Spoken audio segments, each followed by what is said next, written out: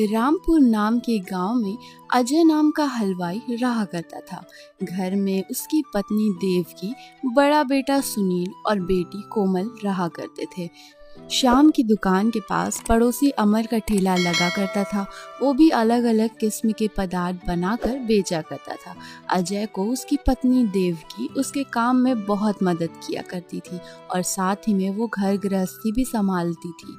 एक दिन अजय की दुकान पर उसका बेटा सुनील आया और बोला, पिताजी, मैं अपने स्कूल में पहला नंबर लाया हूँ। सच में बेटा? ये लो तुम कचौड़ी और जलेबी खाओ। पिताजी, इसका पहला नंबर आया है तो आप इसे कचौड़ियाँ दे रहे हो, और मेरा पहला नंबर आया तो मुझे कुछ भी नहीं पूछता कोई। अरे मैं तो भूल ही गया, मेरी राजकुमारी के नंबर भी कभी कम आ सकते हैं क्या? मुझे सुनील से ज्यादा चाहिए। अच्छा ले लो, मगर मेरा एक काम करना पड़ेगा। कौन सा काम पिताजी? अपनी माँ को बोलना 5 किलो जलेबी बनाकर तैयार कर दे। ठीक है पिताजी। अमर की लड़की सुनीता भी उन दोनों के साथ पढ़ा करती थी, मगर अजय की तरक्की और उसके बच्चों को अव्वल नंबर आता देख अमर बहुत जलता था। उसी दिन देवकी राशन लाने के लिए बाजार जाती है। बहुत धूप होने के कारण देवकी को चक्कर आ जाता है और वो एक जगह पर बैठ जाती है।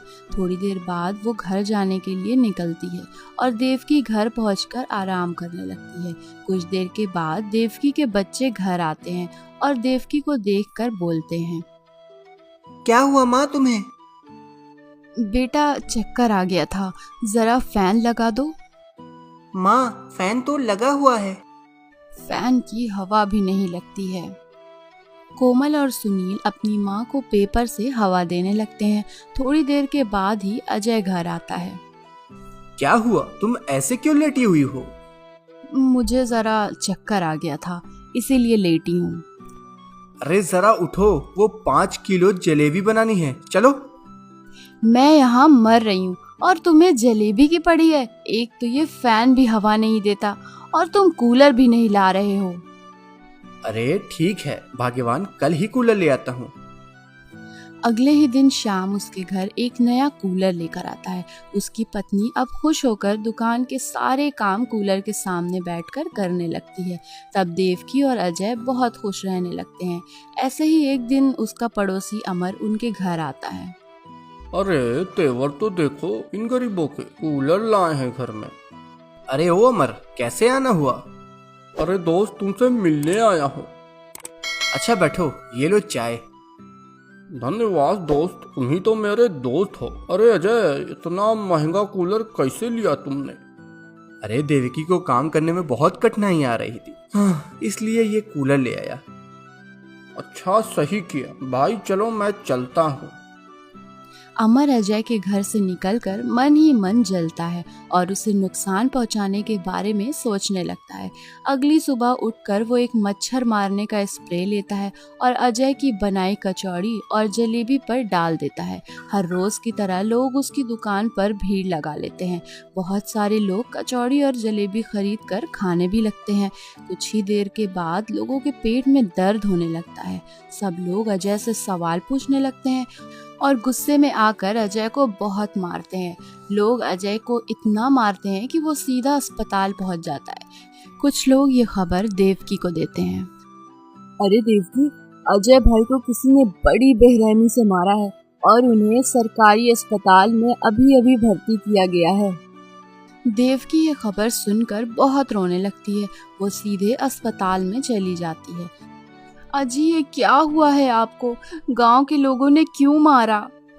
अजय इस सदमे से कोमा में चला जाता है, लेकिन देवकी के पास उसके इलाज कराने के लिए भी पैसे नहीं होते। अब देवकी मायूस होकर घर चली जाती है। देवकी को देख उसके बच्चे उससे पूछते हैं, माँ, पिताजी कहाँ पर हैं? वो तुम्हारे साथ क्यों नहीं आए? पिताजी को डॉक्टर ने आराम करने को बोला है, इसलिए वो अस्पताल में आराम कर रहे हैं। अब तुम सब सो जाओ। देवकी बच्चों को खाना खिलाकर सुला देती है और रात के समय सोचते सोचते रोने लगती है। तभी एक आवाज आती है, देवकी, अरे ओ देवकी, तुम रो मत। तभी देवकी इधर उधर देखकर बोलती है, कौन है? देवकी, मैंने तुम्हें आवाज दिया है। मैं कूलर हूँ, जादुई कूलर। पहले रोना बंद करो और बताओ क्या हुआ। कूलर, मेरे पति के साथ क्या हुआ है मुझे कुछ पता नहीं है। उन्हें लोगों ने बहुत मारा है, जिसकी वजह से वो कोमा में है और उनका इलाज करने के लिए मेरे पास पैसे नहीं हैं। अब मैं क्या करूं? देवकी, तुम पहले रोना बंद करो। कूलर उसके सामने 1 लाख रुपए रख देता है और उसे देवकी को लेने के लिए कहता है। ये पैसे मैं कैसे ले सकती हूँ? ये मेरे नहीं है। मैं गरीबों की मदद करता हूँ, इसलिए तुम्हें दे रहा हूँ। इसे लेकर अजय का इलाज करना। देवकी कूलर को धन्यवाद देकर वो पैसे ले लेती है और अजय को अच्छे अस्पताल में करवाती है। कुछ दिन बाद अजय ठीक हो जाता है और वापस घर आ जाता है। अब कूलर फिर से उसे 1 लाख रुपए देता है और नया धंधा शुरू करने के लिए बोलता है। मुझे ये पैसा नहीं चाहिए। आपने जो हमारी सहायता की है उसके लिए बहुत बहुत धन्यवाद। ये अच्छे काम के लिए है, तुम ले लो। कुछ दिन बाद अमर को उस जादुई कूलर के बारे में पता चलता है और वो उस कूलर को चुराने का विचार मन में ले आता है। उसी रात अमर वो कूलर चुरा लेता है और अपने घर ले जा करके छुपा देता है। अच्छा हुआ अब ये कूलर हमारे घर आ गया। अब मैं जितना चाहूँ उतना पैसा कमा सकता हूँ। है जादुई कूलर, मुझे 1 लाख रुपए दे दो। कूलर से पैसे मांगते ही कूलर से धुआं निकलना शुरू होता है। अमर का पूरा घर धुएं से भर जाता है और उसे सांस लेने में भी बहुत तकलीफ होने लगती है। ये क्या हो रहा है? कूलर से पैसे की जगह धुआं निकल रहा है। अरे लालची अमर, अगर तुमने खुद से जाकर अजय से माफी नहीं मांगी तो मैं तुम्हें जलाकर राख कर दूंगा और तुम्हें समझ में नहीं आएगा कि क्या हुआ। मुझे सब पता है कि तूने मच्छर मारने की दवा मिठाई में डालकर लोगों को बीमार कर दिया है। अब तू बताता है या फिर मैं बताऊं?